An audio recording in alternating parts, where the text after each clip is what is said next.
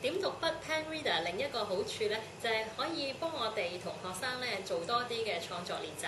譬如話，我哋一齊創作咗篇文章啦，而家咧先由家長或者老師咧去做一個錄音。我示範一次啊！當你一聽到 Start Recording， 大概再等多1秒鐘，便可以開始錄音。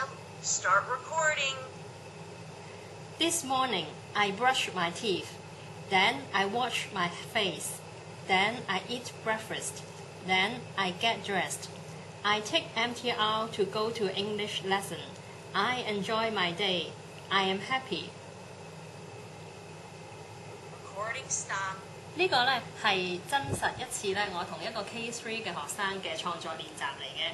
我咁樣錄咗一次俾佢聽之後咧，跟住我將個錄音播翻俾佢聽啦。Brush my teeth. Then I wash my face.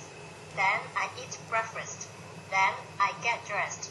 I take MTR to go to English lesson. I enjoy my day. I am happy.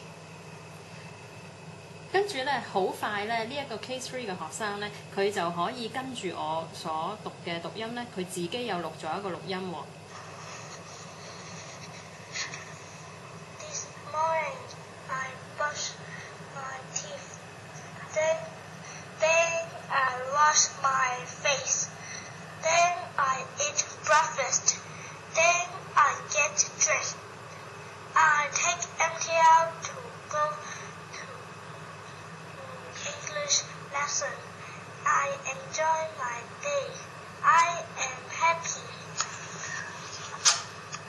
有呢個錄音嘅部分之後咧，小朋友覺得好有趣啦。跟住咧，我就鼓勵佢咧創作咗另一個故事，佢亦都做咗一個錄音嘅。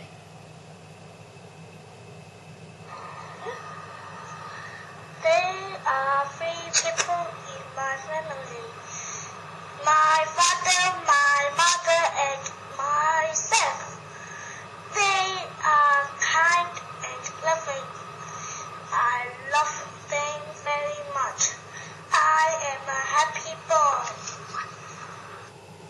亦都透過呢一類型嘅創作咧，我好強調咧，請小朋友咧去話俾自己聽，佢有幾開心，提佢自己我係 happy 嘅，我係快樂嘅，令到佢嘅能量咧成日都有提升嘅機會啦。